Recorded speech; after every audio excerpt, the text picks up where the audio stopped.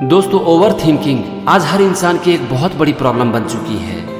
आज आपको हर जगह ये कहते हुए बहुत से लोग मिल जाएंगे कि मैं बहुत ज़्यादा सोचता हूँ। लोग इससे परेशान रहते हैं और एक दिन वो डिप्रेशन और एंजाइटी का भी शिकार हो जाते हैं। तो आज की इस वीडियो में हम ये समझने की कोशिश करेंगे कि ओवर थिंकिंग का कारण क्या है और इससे हम कैसे बचें। सबसे पहले हम ये समझने की कोशिश करते हैं कि क्या ओवर थिंकिंग में कोई प्रॉब्लम है। मेरे ख्याल से ओवर थिंकिंग में कोई प्रॉब्लम नहीं है। प्रॉब्लम है निगेटिव और यूजलेस थिंकिंग में। हमारी जो सोच है ना, वो हमारे दिमाग का भोजन है, और अगर हम ये चाहते हैं कि हमारा दिमाग बहुत अच्छे से काम करे तो इसके लिए हमें सबसे पहले अपने दिमाग को सही सोच देनी पड़ेगी। तो आप यहाँ पर सबसे पहले ये जान लो कि अगर आप ओवर थिंकिंग से परेशान हो तो आपकी प्रॉब्लम ओवर थिंकिंग नहीं है, आपकी प्रॉब्लम है यूजलेस और निगेटिव थिंकिंग। तो हमारा टारगेट होना चाहिए अपने दिमाग से यूजलेस और निगेटिव थिंकिंग को खत्म करना और इसे पॉजिटिव थिंकिंग से भरना। अगर आप इतना सा कर पाते हैं ना, तो आपकी ओवर थिंकिंग की प्रॉब्लम ऑटोमेटिक खत्म हो जाएगी।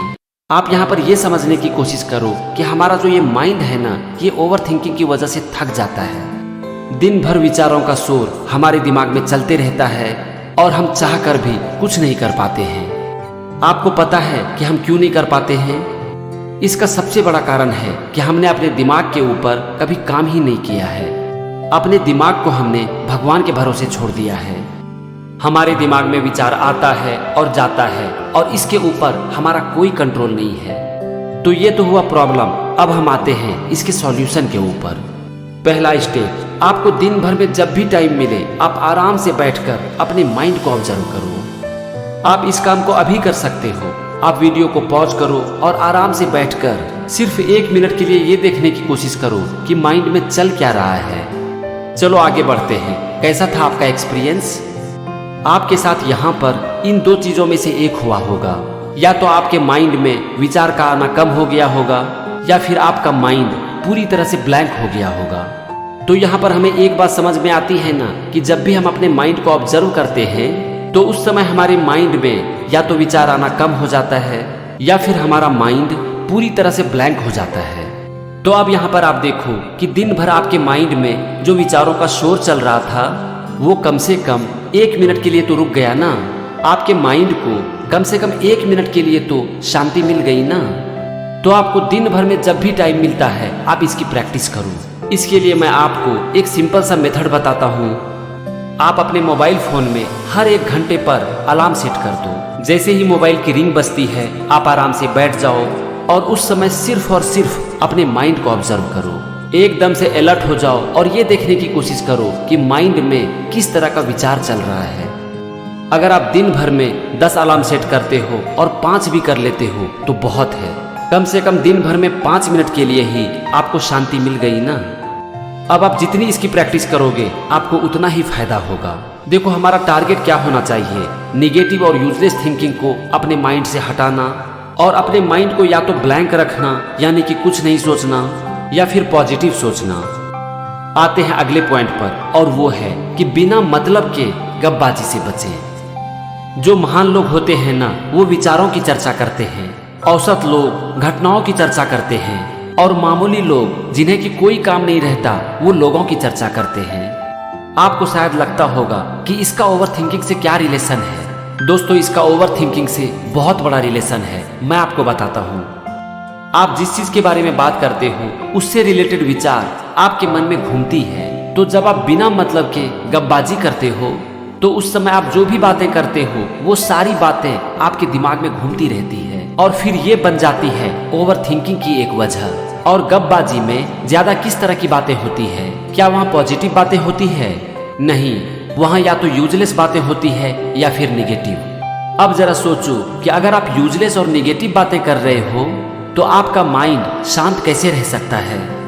तो बस याद रखो कि जब भी कोई लोग बिना मतलब की बातें कर रहे हो ना, तो कोई ना कोई बहाना करके वहां से निकल जाओ। आते हैं अगले पॉइंट पर, और वो है रोज कुछ अच्छा सुनना।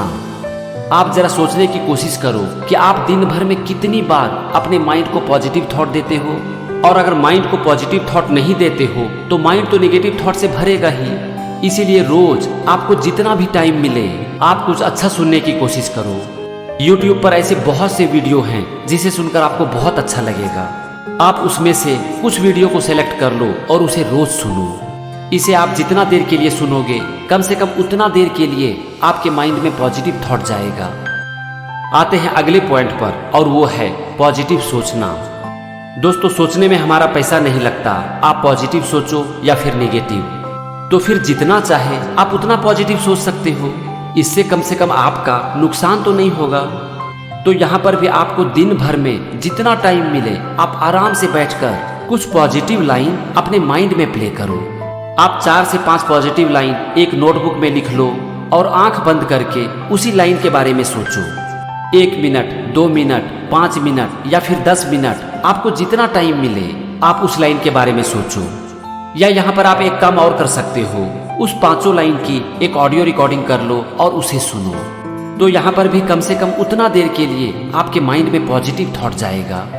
दोस्तों, आप यहाँ पर देखो कि मैं ज्यादातर बात कर रहा हूँ पॉजिटिव थिंकिंग के बारे में, क्योंकि मैं मानता हूँ कि हमारी प्रॉब्लम ओवर थिंकिंग नहीं है। हमारी प्रॉब्लम है निगेटिव और यूजलेस थिंकिंग, और उसे हमें कम करना है और धीरे धीरे हटाना है, और अपने माइंड को या तो ब्लैंक रखना है या फिर पॉजिटिव थॉट से भर देना है।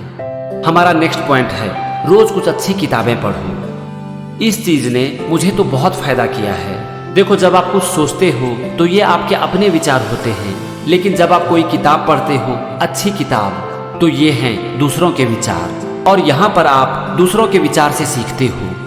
मैं मानता हूँ कि हर आदमी के टेबल पर हमेशा एक अच्छी किताब जरूर होनी चाहिए। आपको जितना टाइम मिलता है आप उतना ही पढ़ो, 1 पेज भी चलेगा, लेकिन पढ़ो।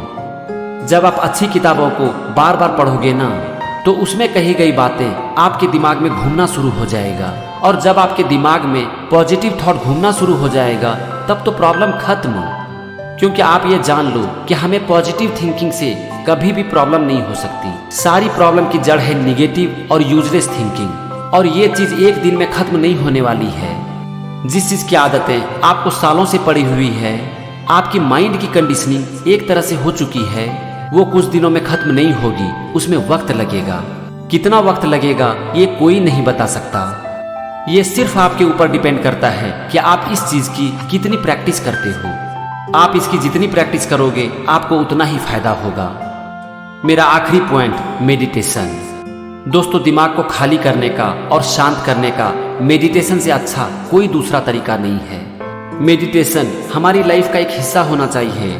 जैसे कि हमारी लाइफ में कितनी भी प्रॉब्लम क्यों ना आ जाए, लेकिन हम ब्रश करना नहीं छोड़ सकते, नहाना नहीं छोड़ सकते, ठीक उसी तरह से हमें मेडिटेशन की आदत होनी चाहिए, ताकि हम चाह कर भी उसे छोड़ ना पाए। जब भी आप मेडिटेशन करते हो तो उस समय आपके माइंड में विचारों का जो शोर है वो ठहर जाता है, और इससे आपका मन पूरी तरह से शांत हो जाता है। आप मेडिटेशन को रोज कुछ देर के लिए ही शुरू करो, लेकिन इसे लगातार करो। ये आपकी लाइफ का एक हिस्सा होना चाहिए। दोस्तों, हमारा टारगेट होना चाहिए कि हमारा दिमाग या तो खाली हो या फिर इसमें पॉजिटिव थॉट चलता रहे। दिमाग को खाली करने के लिए हमने 2 चीजों पर डिस्कस किया।